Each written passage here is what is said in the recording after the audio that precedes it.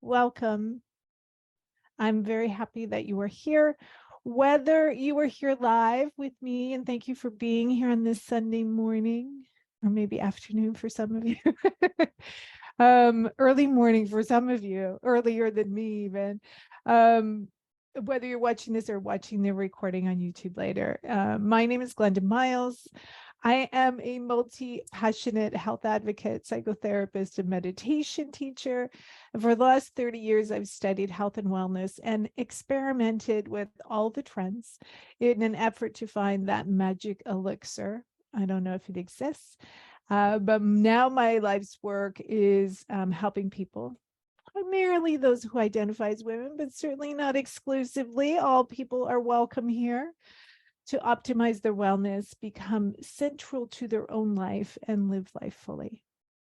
So before we begin the actual content for today, I wanted to provide a few quick updates. This recording, for instance, will be housed on our YouTube channel, and there I will include links and references to anything that I mentioned today. So if you are trying to kind of do notes or anything else about the content, please know it will live there, and I will make sure that everyone who registered for today gets the link to that.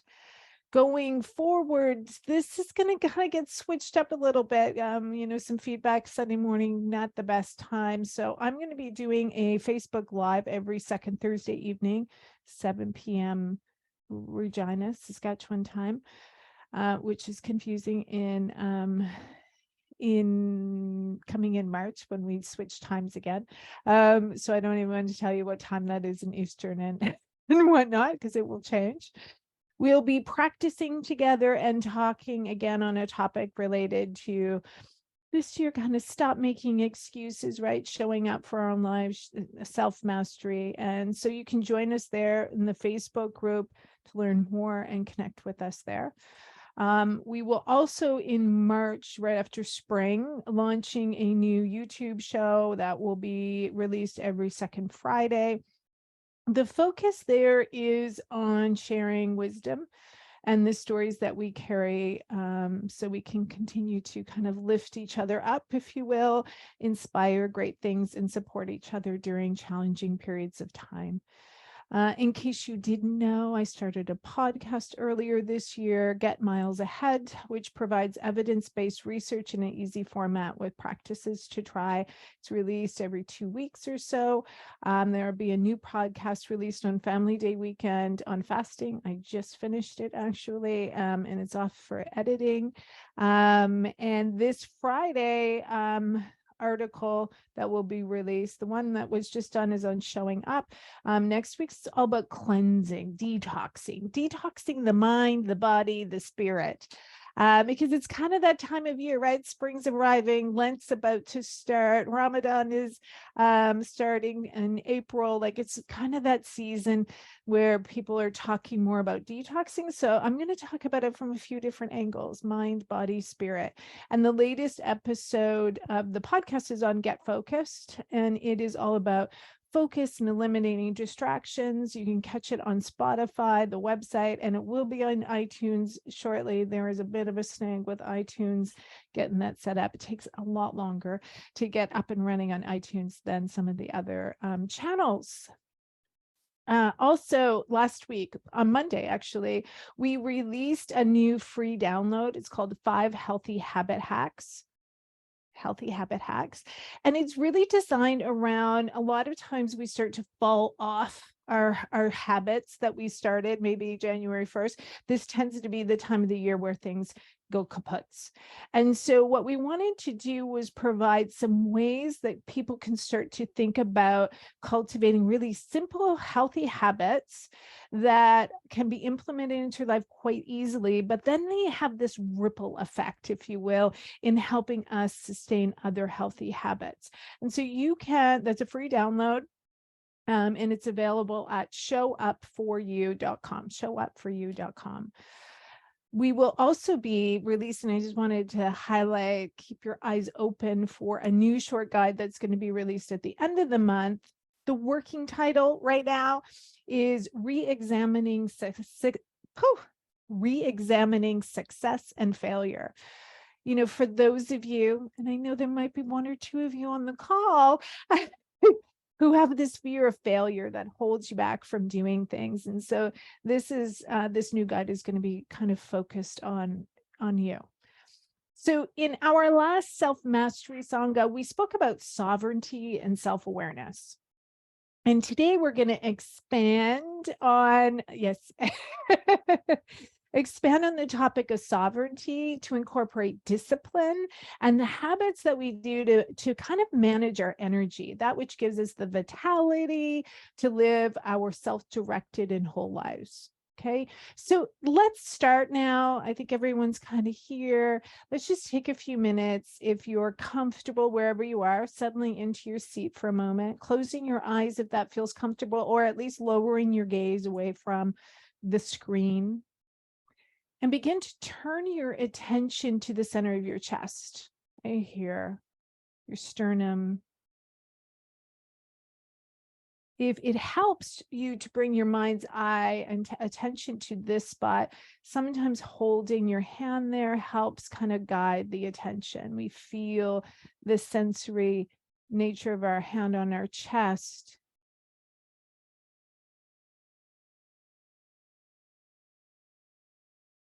Begin to notice without judgment your body subtle shifts with your inhale and your exhale.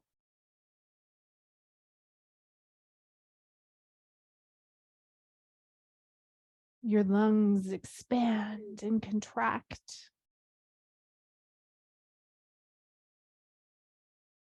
Your ribs, feeling the intercostal muscles, those little muscles between each rib, and feeling that as you breathe. Noticing if there's any tension present or ease.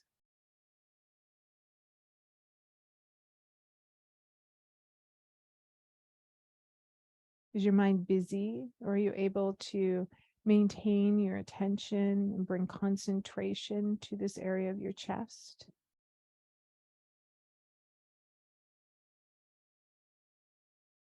As you focus, your mind will settle. As you allow those exhales to be fuller and deeper, your body will relax and your mind will settle.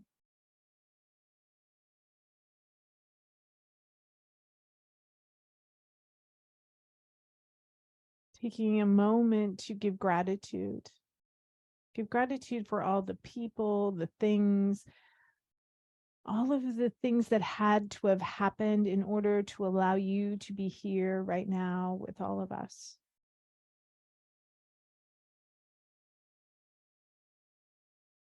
Imagining right now, whether you're here live or watching this later, that we're all connected and in this space together. Having gratitude for the technology, for the time, for the space in your life to be here now.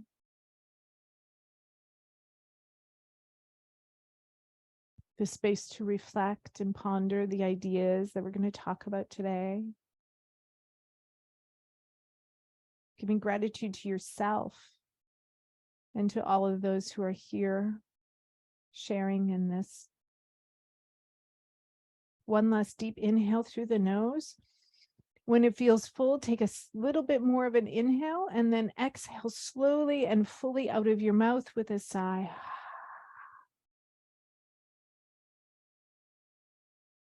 Coming back. Thank you for being here and exploring these topics with me in this session. You know, we explore the nature of self-mastery, and it's many topics related to it. It is about theory and practice with a lens of curiosity of how this relates to you in your current circumstance, and how potential shifts in our thinking and inner connectivity can support our journey to self-mastery. There is this beautiful quote that I'm going to share from Yogananda in his autobiography. And it says, "Until you are a master of yourself, able to command yourself to do the things that you should do but may not want to do, you are not a free soul. This freedom is not a small thing to acquire. In that freedom lies the germ of eternal freedom.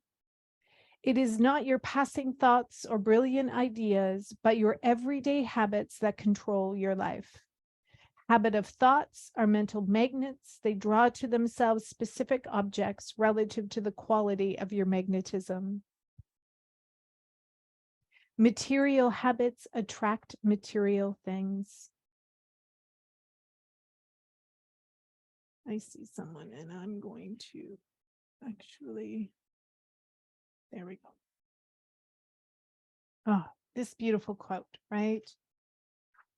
Until you are a master of yourself, able to command yourself to do the things you should do but may not want to do, you are not a free soul. This freedom is not a small thing to acquire. In that freedom lies the germ of eternal freedom.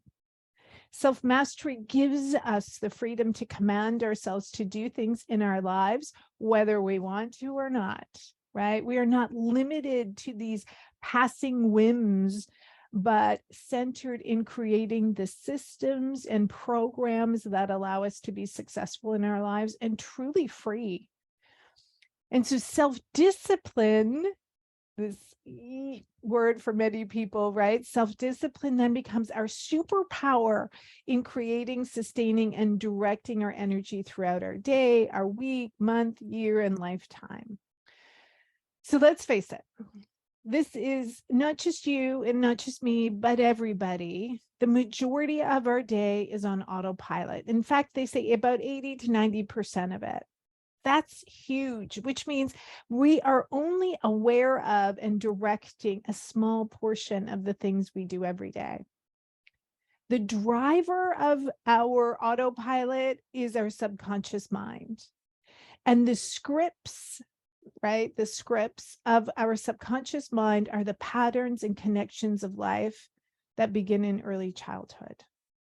So the environment in which we grow up is incredibly important to how we see ourselves, our self-image, and whether we accept or reject parts of ourselves in order to be loved and accepted by those around us who matter most to us, primarily our caregivers or parents, but not limited to them by any means. Teachers become super important, other family members, and the people around us.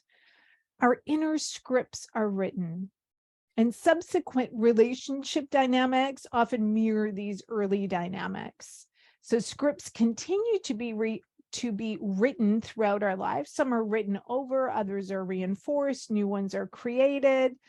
And our neural programming, has the ability to be changed, which is a beautiful thing, right? It doesn't have to be the same for the rest of our lives. And it can be changed and enhanced throughout our life. But these early scripts, well, they're very strong and often not even thought of in the same way. So often we think of it more like, well, that's just how I am. That's just who I am. And in fact, it's not necessarily who we are. It is just so ingrained and enmeshed in who we think we are that it becomes part of our overall programming. Okay, so think about it, some strange things that we probably never think about. Think about how you sit when you eat. What hand do you write with? When you go to put your pants on, what leg do you put in first? How do you brush your teeth? What hand do you brush your teeth with? So for most of us, those things are done automatically. We don't think about them, right? You don't think necessarily of even how you drive to work. It just kind of is the way that it goes. So these scripts can be changed, but for the most part, we aren't even aware of them, meaning we don't pay any attention to it because it has literally been done so many times that we don't think about it. And because of that, it might be slightly harder to change. Now, harder being, it might take more time, which is something we'll talk about in a moment. So is listening to this talk earlier this week that mentioned this book called Rich Dad, Poor Dad. And the premise of this book talks about how our parents and grandparents pass on to us beliefs about money and how we operate in the world. And so the premise is so much so that if you are rich, if you were born into a rich family, I'm talking very, rich or poor here, it doesn't matter as much as what you consciously do, because the power of your automatic neural programming, how you were raised, will be about how to be rich. So if you're born into a rich family, you're more likely to maintain that because of the neural programming that was given to you. And the same is true if you're poor, which is one of the reasons why we tend to live in very similar socioeconomic status as our parents did, with only incremental changes over time. Now, can it be changed? Of course, but people are very consciously making different choices often in those circumstances. So today I want you to think about, and if you have a journal and pen handy, that's great. Obviously, you can just kind of sit and contemplate these, but I always find journaling or writing things down, even on a scrap piece of paper, is super helpful. What is your identity? Who do you see yourself as? What kind of person are you? What are the things that you would use to describe yourself? So again, think of it like a web, spider's web, that's created early in life in your brain. And the stronger the belief, the stronger the strand of connectivity. So you will have many strands in your web of your identity, right? The roles that you've played, the beliefs that you have, the experiences that you've held on to that support these things. So what belief do you hold about, let's just use the same example, money. What belief do you hold about money and your ability to make it, keep it, its value and purpose to you? What do you think about other people who have it? What do you think about other people who don't have it? So write some things down. So beliefs about holding money, your ability to make it, keep it, other people. What are some of the words and phrases that come to mind as you think about this? What words even pop into your head as you think about money? Positive, negative, neutral.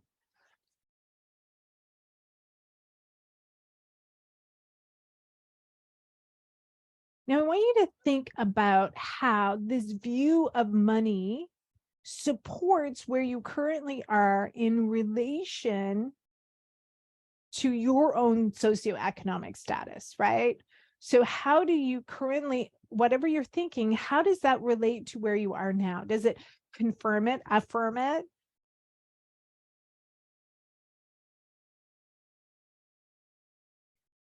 And is that where you want to be, right? Are there things that you would prefer to shift in terms of some of those thinking, but in fact, it's affirming your current state of affairs? We're going to get into this a little bit more, and you can use this example or many other examples as we move through this. So this is so tightly connected to discipline, strangely, right? Because how we see ourselves, our self-image, our identity, strongly dictates the habits that are entrenched in our autopilot. So a really simple example, if you believe that you're a smart person, right? So smart is part of your identity. You are more likely to be disciplined to do the things that support that identity, like, I don't know, read a book, take a course, offer assistance to someone, teach others, right? So if you see yourself this way, you're more likely to have habits that support that and that confirm that. So one of the things is, you can be someone who does gratitude, or you can be a grateful person. And this is kind of those states versus traits. The more we do something, it becomes part of our trait, more entrenched and enmeshed in who we are as a person. So if you identify as a rebellious person, as an example, right? You're more likely to rebel against any authority, regardless of who that is and what they're offering you. Right? It's going to be harder. You're going to create more resistance to doing something that someone perhaps says to do, because this is your identity. Does this make sense? Hopefully so. Okay.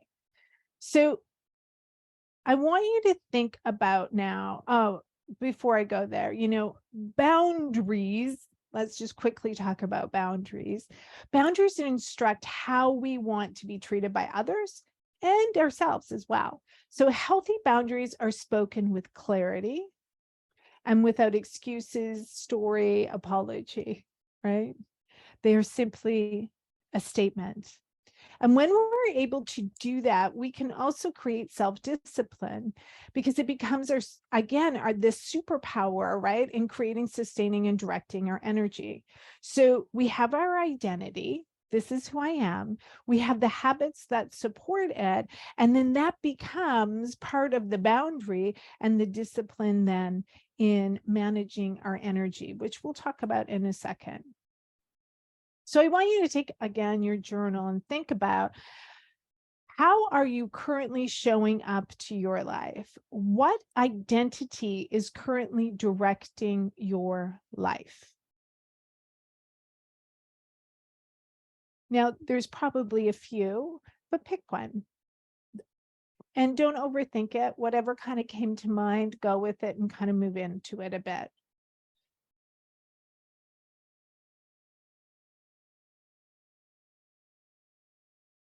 Where is your energy currently being directed? What identity is this affirming within you?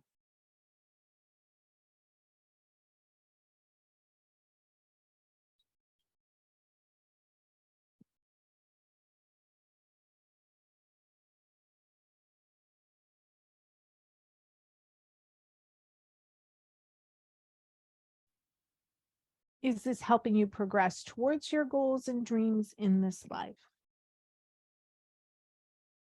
So what's currently showing up, and how does this relate to your identity, right? What are the things you've been doing? Those, as you think about the habits in your own life, and as it relates to the habits, it can really speak to the identity potentially that's going on, or part of our identity that's driving that. What is the energy being used to kind of manage that? And what is being affirmed within you? And is this helping you? Is it helpful? Is it moving you towards what you want? So I'll use a positive example, right? I've been trying to be more productive. So part of the identity that I have a statement of identity, which we're going to go through in a second, that's really affirming for me who I want to be, and who I know I can be, which is driving more behavior and automatically the discipline around those behaviors that support that identity. Which means then also it becomes easier to make choices that affirm that identity than that don't, right? That might be part of a old script, for instance. So this is one of the hacks, if you will, around building a new habit. Okay, so act like you are that which you want. Fake it till you make it kind of idea, right? And although, it might seem a little, yeah, okay, well, fake it till you make it. There's actually a lot of research to back this up, why this is important, because it starts to create or affirm within our own self-conscious mind that identity in which we want to have, that starts to build those scripts in. So if you want to be a healthy person, for instance, right? Tell yourself you're a healthy person. I am a healthy person, and have that on repeat throughout the day. And watch then as you make choices that align with that identity. It becomes easier to make a choice, right, that affirm that which you believe to be true about yourself. So the truth is that you can, and it does work when you repeat it over time. It truly starts to shift how you feel about yourself, that identity. Now, there's an important aspect to this that I want to highlight. Repetition matters. Repetition matters. It's not like you can say it once to yourself and then go, oh, well, that didn't work, right? No, it takes a lot of time sometimes to move through these experiences, right? To shift the identity in which you have. Okay, so here's the exercise I want you to work on. Who do you want to be? Who do you want to be? So here is the statement, fill in the blanks. I am a blank person. I'm a healthy person. I'm an active person. I'm a kind person. I'm whatever, whatever, right? Think about what that is for you right now. You might have more than one, but just pick one for right now and you can go through the process again.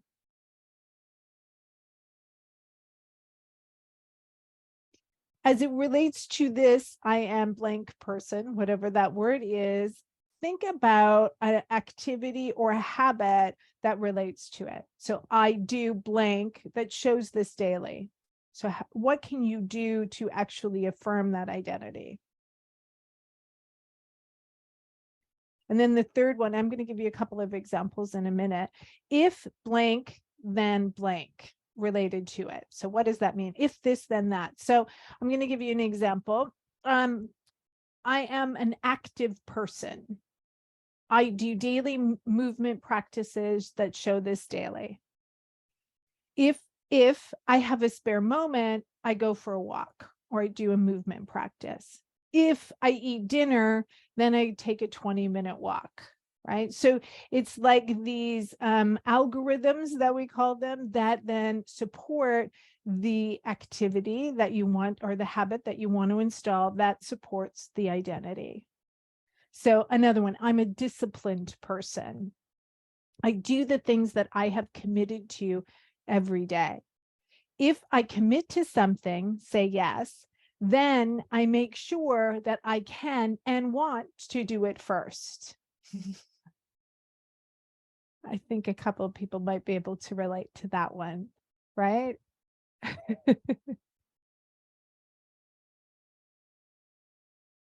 Okay, so if anybody wants to share theirs, I would love to hear them.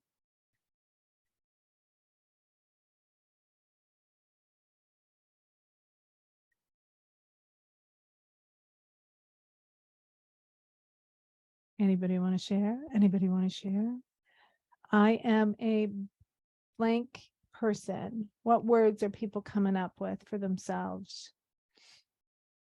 And what are then the habits or the activities that relate to that affirm that?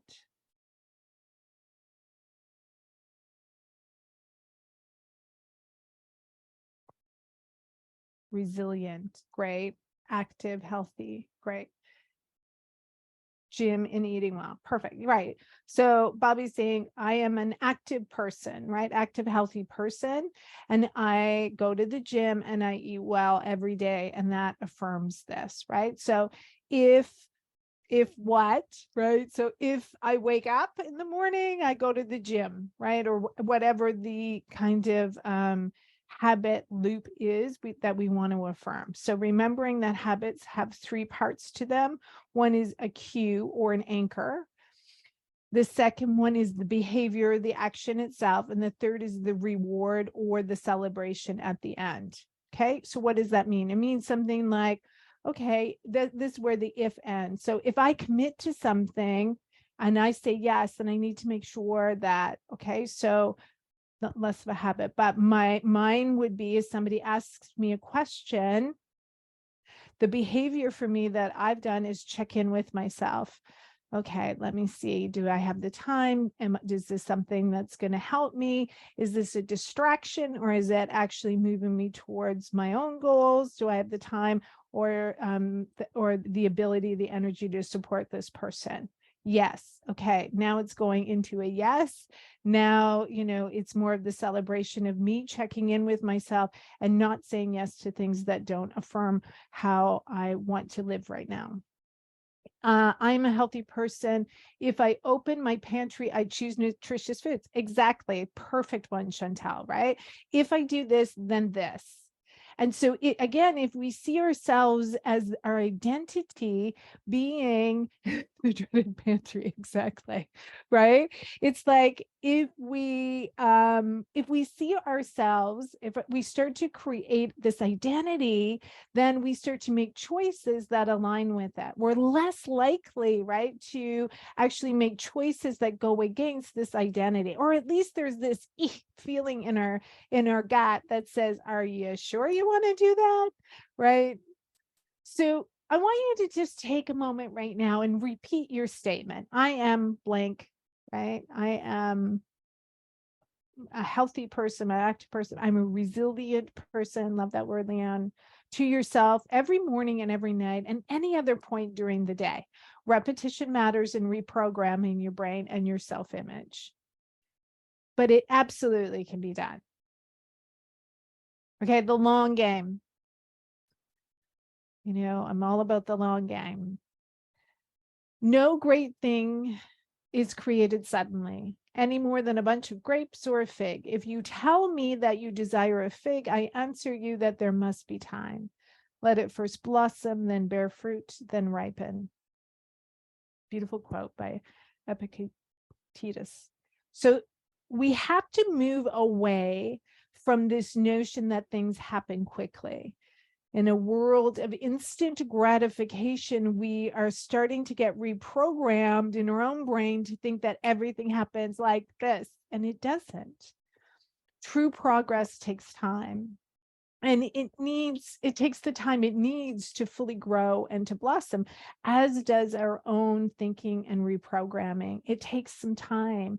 And so when we set ourselves up with the expectation that it will take some time and that this is kind of the process we're going to follow until that day when we all of a sudden go, oh, that thing that I kept telling myself that I wasn't quite sure about, now all of a sudden I feel way more sure of it, right? And our own identity is the same. So we have to do the work in building those new neural networks, the web of connectivity. But one day you just arrive. You arrive after repeating this over and over and over again. We realize it feels different. It feels more true, less forced. We see how we show up in our own lives differently. Now, that doesn't mean that it starts off that way. Sometimes it really does feel like we're faking it. And that's okay. That's okay. That's part of the process. And so when we change our expectations or thinking that this is just going to happen, and if it doesn't, I'm going to give up. When we recommit, right, that this is actually super important to us, this is the identity that we want to start to make about ourselves, right, and reinforce, then we start to actually see it show up in different ways. So let's take a few moments, our last few moments together, and sit with our new identities, okay? So get comfortable, whatever that looks like for you today. Strong back, soft belly. Lowering your gaze or closing your eyes. And bring your attention back to the center of your chest. Again, perhaps even placing your left hand here on your heart center.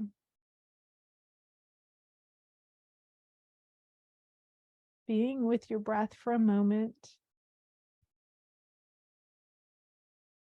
Once again, just noticing the subtle shifts of your chest, of your ribs, of your body as you inhale and exhale.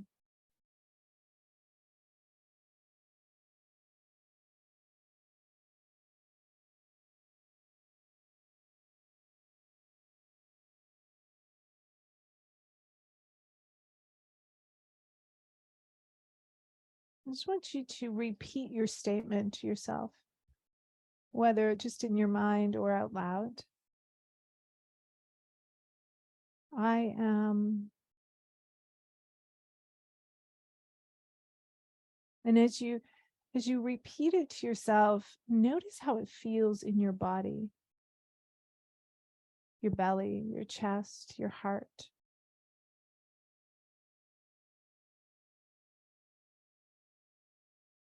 repeat it again.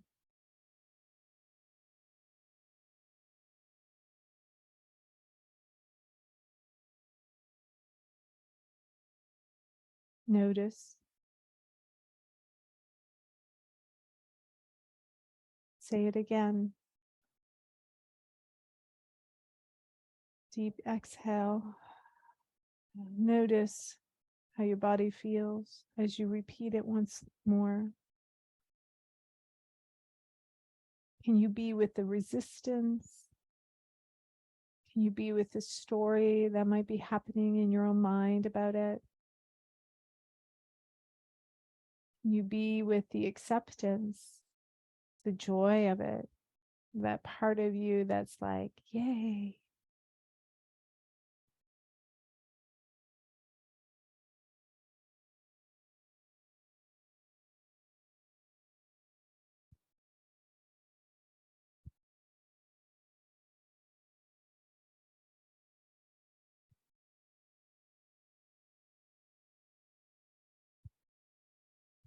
Connecting deeply into your heart space, to your inner guide, your inner daemon, your soul, your heart.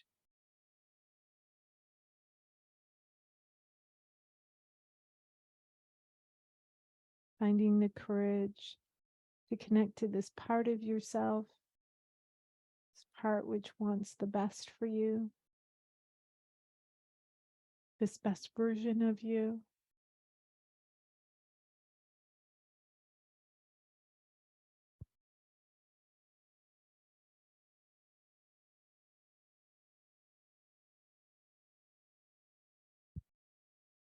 How will you act from this place today, reinforcing this new identity?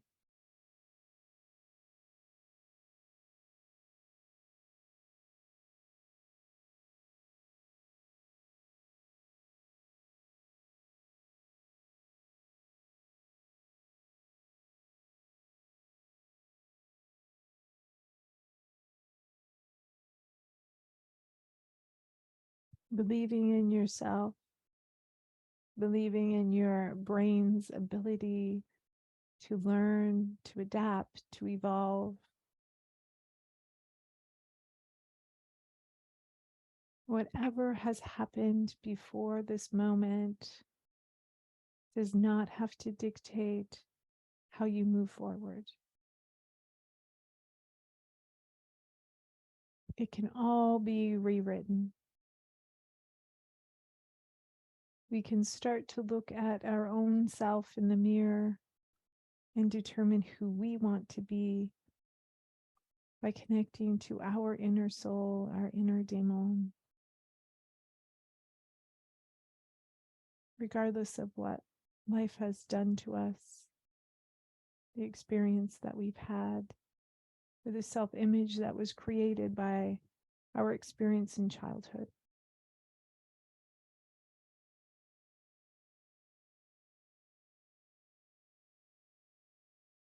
Taking a moment to find gratitude for those who joined us live and watching the recording later. Finding gratitude for ourselves, for having the courage to be here and do the work.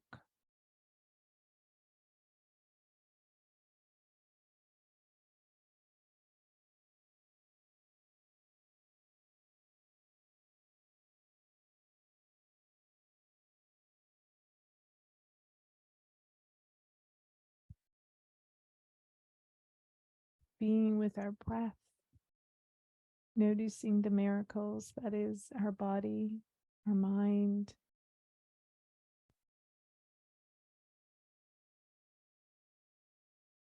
Being truly grateful for all that we have and are able to do. It's a great day to be alive.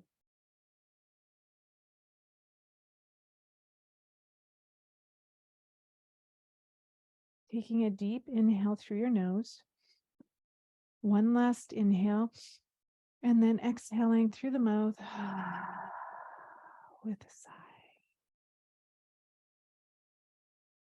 That is a fabulous breath, one of the most effective breaths. Calming, finding a different place in our bodies. Yeah. As you move through this day, do so with this connection of who you are, this new identity, perhaps, or this reaffirmed identity, but also this connection to who you are in your soul. And knowing that you are surrounded by other people affirming that in you. Have a wonderful day. I'm going to close the recording, but if anybody